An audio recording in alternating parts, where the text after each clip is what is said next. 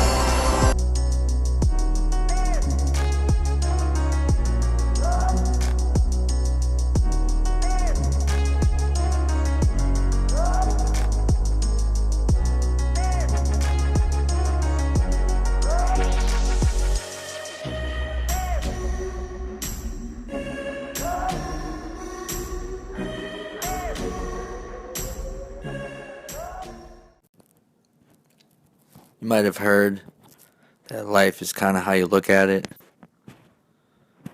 But the truth is, we all have control over our own thoughts, you know? If you really think about it. You've got the subconscious mind and the conscious mind. Now, not to get too far into science, but isn't that really up to us?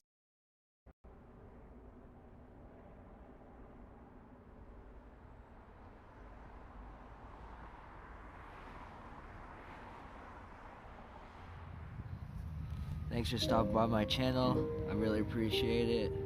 Just want to have a quick shout out to my friends who helped me with my previous videos, and it's been a while since I've been on YouTube.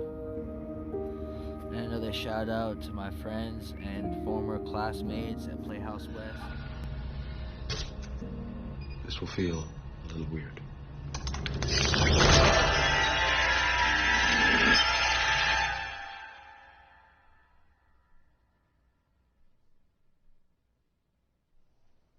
This is the construct. It's our loading program. We can load anything from clothing to equipment, weapons, training simulations, anything we need.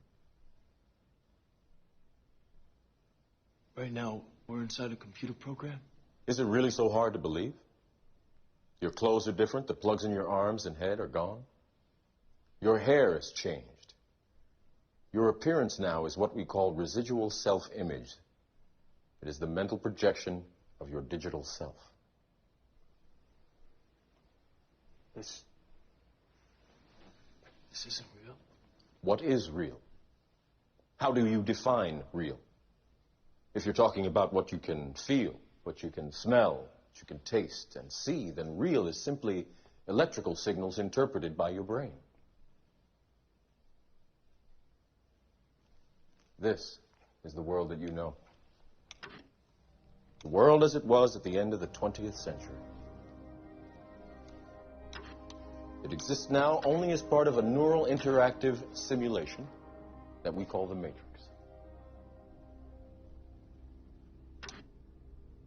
You've been living in a dream world, Neo. This is the world as it exists today. But I know I'm getting a little grayer. We need it from you, the young people, because remember this. So you got to get out there. You got to give it everything you got, whether it's your time, your talent, your prayers, or your treasures. Because remember this. You will never see a U-Haul behind a hearse.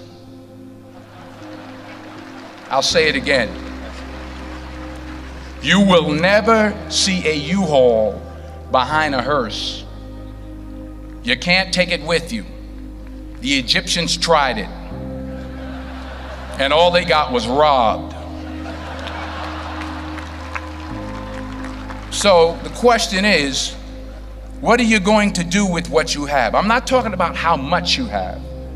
Some of you are business majors, some of you are theologians, nurses, sociologists, some of you have money, some of you have patience, some of you have kindness, some of you have love, some of you have the gift of long suffering, whatever it is, whatever your gift is. What are you going to do with what you have? Fail big. That's right. Fail big. Today's the beginning of the rest of your life, and it can be very frightening. It's a new world out there. It's a mean world out there, and you only live once. So do what you feel passionate about. Take chances professionally. Don't be afraid to fail. There's an old IQ test was 9 dots. Yourself from its grasp, and you're carrying it like a weight, and your brain responds to that. Like the more weight you're carrying like that, more baggage, let's say, the more of the stress hormone cortisol your brain produces, and cortisol makes you old. Divide your life up into 6 epochs, and then divide each of those, that might be, say, birth to kindergarten, and then maybe elementary school, and then maybe junior high school, however you want to do it, and then to write about the emotionally significant events in each of those epochs, and then to describe their effects on you, and then to analyze how you did in those situations, what you might have done differently, what you might do differently in the future, to straighten out your past.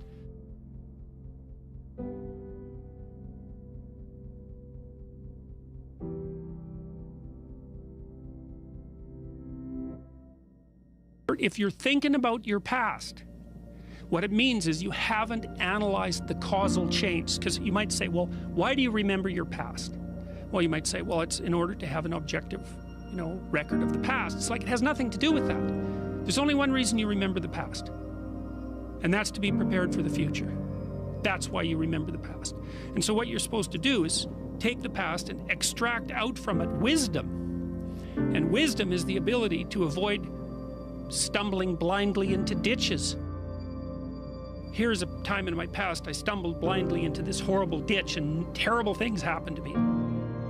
You need to take that apart. You need to figure out, how was it that events conspired with your participation, voluntarily or involuntarily, so that that terrible consequence emerged. You need to know why that happened and how you could react differently in that situation. And as soon as you do that, your brain will leave it alone. It won't obsess you about it anymore, because the anxiety-producing parts of your brain are basically trying to tell you where there are obstacles in your environment.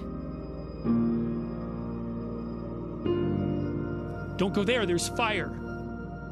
Maybe you could master the fire, right? Then you're a wielder of fire, you're not just a victim. And lots of situations are dangerous or not dangerous depending on your level of mastery, right? I mean, life is like that. And so a negative emotion that's associated with a memory is something that's crying out for mastery, and writing can really help with that. You're reorganizing your brain when you write autobiographically. Imagine memories can be stored at different levels of your brain, from sort of primordial reptilian image-laden areas that are very emotional, up to finely articulated plans for your future life. Well, you want to take everything that's negative and emotional and transform that into a fully articulated vision for your future. And that frees you of your past. You shouldn't be thinking about your past. I mean, maybe if you're 80 and you're going over a well-spent life, that's a whole different thing.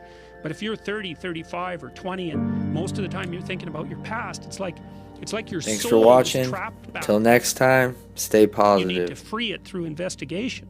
And the metaphysical language is appropriate, because that is, in a sense, what you're doing. You're trapped